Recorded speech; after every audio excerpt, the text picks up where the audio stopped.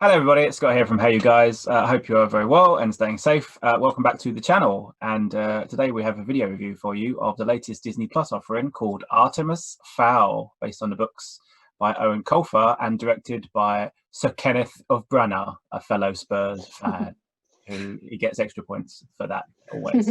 I am joined on today's review by Mr. Stefan Pape. Hello, right.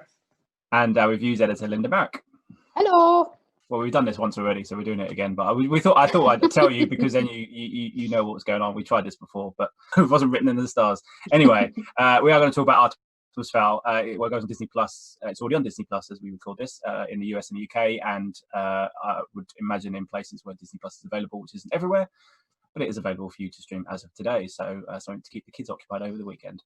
Now, this is a film that takes a little bit of thinking to actually describe what's happening. So, Stefan, I came to you last time for it. So, do you want to give us your little spiel again? Because it's a hard film to describe. So, I'll preface this by saying I haven't seen it. Linda and Stefan have, so they will give you their thoughts. Yeah, Stefan, what is Artemis Fowl all about? You were probably hoping by the second time I'd have more of a clue, but unfortunately, I'm still no. It's about a young. It's sort of obviously young adult fiction. So it's about a young 12-year-old called Artemis Fowl, and he's a sort of a bit of a mastermind, bit of a whiz kid. And his dad disappears. His dad, played by Colin Farrell, and it kind of leads him on this kind of sort of mysterious chase to find his father's whereabouts. But it takes him to an underground world of fairies, and that's about as much as I sort of took away from it. There's obviously a lot more at play there that involves all sorts of creatures and species, but ultimately it's a young boy looking for his father. Yeah, and it's obviously based on these books by Eoin Colfer, and it's a film that's been in development for a long time. I think it was originally sort of in development when The Golden Compass came out, and Alex Rider Stormbreaker came out, and a few other bits and bobs in there.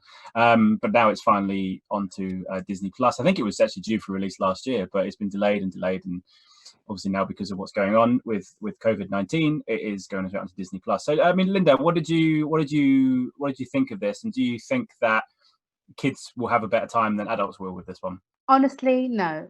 It is a mess. It's a great big mess. It makes the story itself, like Stefan said, absolutely makes zero sense. But that is, I'm not because I haven't read the books, so I have no idea whether the books are a bit more self-explanatory.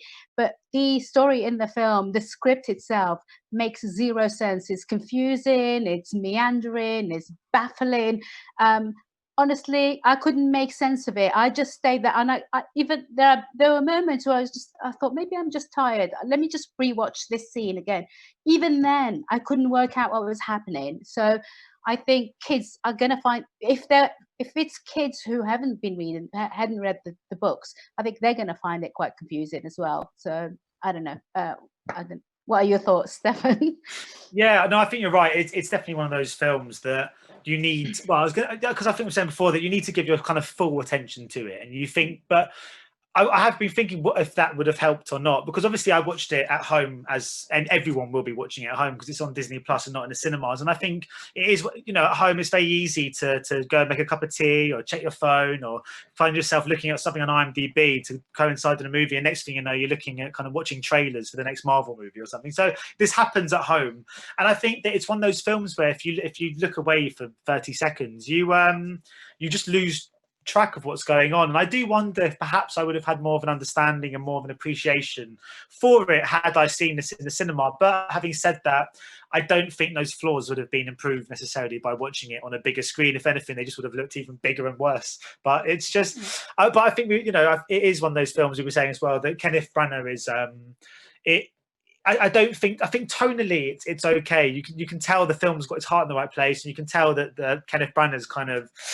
enjoying himself making it, and there's a sense of adventure to it that's quite sort of quite endearing, I suppose, in many ways, and it's not in any way cynical. It's not a cynical piece of filmmaking. There's no hidden messages here or anything like that.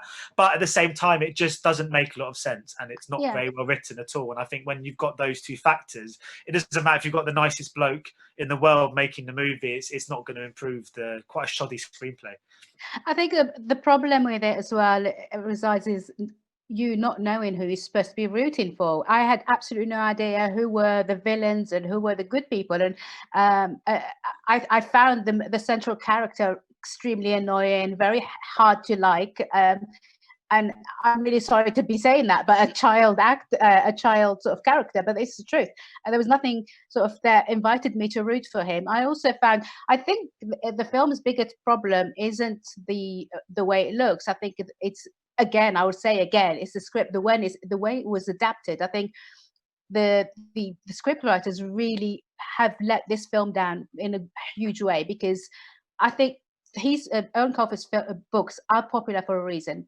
Kids, YA, young adults love fantasy, and they keep on coming back every time there's a new book, and there is a reason for that, because they're really well written. I think here, basically, whoever was responsible for writing the story just failed the narrative. So I will add to the fact that I think Kenneth Branagh's directing is not a problem in this. I think it's not, his world building and the way the film looks actually are some of the positive things about it. But other than that, I really honestly, it has nothing going for it. Even the performances are a bit sort of hammy and sort of an overkill, in my opinion. This is because we talked about the young adult thing, but obviously the Golden Compass came out in the early 2000s, and that's been adapted by the BBC into this fantastic kind of episodic show that's got some really good reviews and seems to work better to open up the world and the characters, everything else, over 8-10 hours of a series. So do you think this maybe would have worked better had it gone down that route instead and been a sort of a Disney Plus TV show? Because they've had great success with The Mandalorian and some of the other sort of more the shows for kids, if you like. Do you think that would have worked in its favor had they gone down that route rather than a 2-hour film? Absolutely. I think this story needed to sort of have like a bit more exposition, and I think there was not enough exposition. I didn't really know anything about the world, and I think with these kind of stories, you want to know what world they live in, and I felt like I was just thrown in the middle of it, and I was like, what? Who? What? Who's what? Honestly, it was just so confusing. And as I think with TV or sort of series, you are given that kind of space to do all that, to introduce all these worlds, introduce the world, all these characters, to sort of warm to them a little bit. We didn't have that in this, and that is its biggest fail. I think that's its biggest problem. Yeah, I think it would have been. I think it would have worked as a series more so, because, like you said, we're walking into a whole new universe, aren't we? With a whole new, it's got its own set of rules. It's got all these different types of creatures with different names, and we're kind of expected just to be thrown into this underground world full of fairies and just suddenly know what everything is. And I think that half an hour into the movie, you sort of just realize, I don't know who the villains are, who the good guys are, why this person is chasing them, what are they called, because it all just feels like we needed a couple of episodes. I mean, obviously, like narratively, not tonally or stylistically, but narratively, there is similarities to Alex Rider, which is the Sony TV series, and that's quite similar in that, it's a young kind of teenage boy effectively on the hunt or avenging a relative who's gone missing or been killed. It's that kind of same young boy at the kind of heart of a kind of tale who's been equipped with a kind of special set of skills. But in that, you just felt like it had patience, it had time, and by the time you get to the third episode, not an awful lot needs to have happened, but you understand the characters and the world. And I think in Artemis Fowl, it was all just quite hurried. And I think that maybe you need to be a fan of the book and understand the world, but I think even the fans of the book don't seem to be enjoying it so much in some of the reviews I've read. So it's not going to hide that the film is just not very well made in some regards, but I do think, had it had the benefit of time to build this world, we might have been a bit kinder to it and understand it a bit more. Yeah, I think you put your finger on it, actually. Hurried. That is exactly how I would describe it. It's like, everything was in a hurry. Even the pacing of the story, did you notice that? It just like, it almost had too much of a beginning, just a tiny bit of a middle, and then an end. And it made zero sense to me, and I kept thinking, so are we in the middle of the film now? Is this like the sort of the core of the film now, or is this the end of the film now? I didn't understand. I think that's the problem. It's when you do like a 3-part sort of chapter story, you need to know where you are at. I mean, I'm not going to explain, show people how to write stories. I mean, it's self-explanatory, really, and I think it's a huge fail on their part. I'm really sorry to say so. Yeah, I think it's a case of, like you said, with all of that, with TV and stuff, but also with big movies and big studios, they like to try and start franchises, don't they? So they try and get as much into the first movie as they possibly can, which is usually at the detriment of the story, because they'll be like, oh, that's why we can come to it in part 2 and part 3. But more often than not, they don't look at, as you say, that Stormbreaker came out, didn't it? Golden Compass, Divergent died on its ass, all these things that just, unless you take the time to do it, it seems that they fail more than they succeed. And with this, I haven't seen it myself, as I say, but it sounds like it's something that if you'd have done it over 6-10 episodes, it might have gone down better than it has already, because obviously there's a review coming out for it anyway. So warm to Artemis as well. I think he starts off as this smarmy little, almost like a public school boy who just knows everything. Those kids in school who are just the top of every class. And I just had this natural inclination just to be like, nah, mate, I don't want you to succeed. But he's supposed to go on this kind of journey. And I just feel like, again, it's a time we don't have the benefit of time in trying to warm to the character, which you, again, in the series, you can meet a character in series 1 and think, I don't like this guy. And then by series 4, suddenly you're rooting for them. But he was, and it's nothing against the young actor, believe me, it's the character's supposed to be quite smarmy. No, it's not the actor. I would like to rephrase that. It's not the actor's fault. It definitely isn't the actor's fault. It's definitely the way the character was written in the movie. I think he's a little bit more likable in the books, because I mean they are very popular books with young kids. I know loads of my friends who have kids, and the books are extremely popular with them. So I just want to rephrase and say, I do not blame any of the young cast. We're blaming this on children. Okay then. Well, what I will say before you give me your scores is that Dame Judi Dench is in this, and she's already had one-star film in the last 6 months. So is she in another one, guys? What's your ratings? Linda, I'll start with you. My star review. What's your star rating? Yeah, I 2. For me, 2 is generous, to be honest. I think 2. Yeah, I've given it 2 because I think Kenneth Branagh's well been building. As I said, his sort of direction is actually quite good in this. Other than that, it's got nothing going for it, to be honest. And similar. Yeah, I go 2 stars. It's a bit of a mess. It's quite good fun. It has its heart in the right place, but it doesn't really make a lot of sense. So, but it's 2 stars just purely on the basis of the fact that it's just quite a sort of silly old big adventure flick that isn't hurting anyone. It's just not particularly well devised, unfortunately.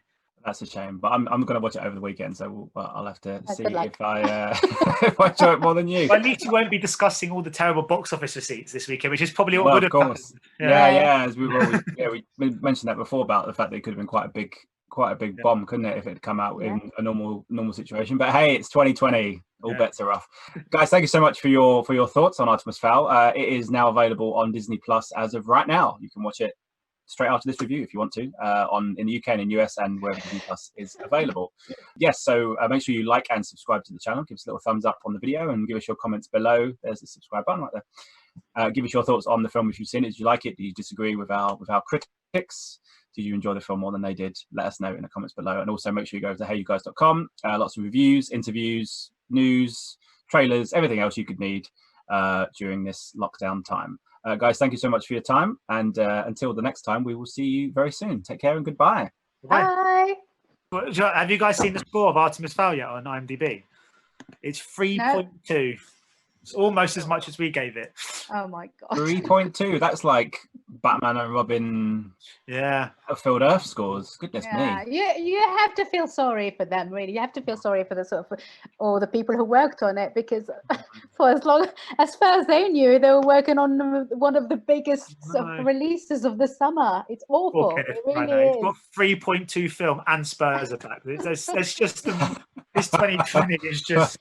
Well, he might end it strong because Death on the Nile's out at the end of the year, isn't it? So maybe he'll end on a high note. But Artemis Fowl and Spurs might have destroyed him by the end of the year. Ladies and gentlemen, you're watching Hey You Guys. Hey You Guys, huh? Hey You Guys. Is that from the Goonies? It is indeed, yeah. Nice. Hey You